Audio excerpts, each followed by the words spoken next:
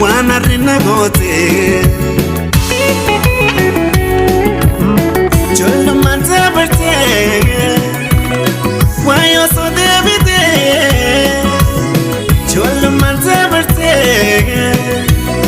Why you so David You know this of sinner You know this of sinner You know this of sinner Wanna renegote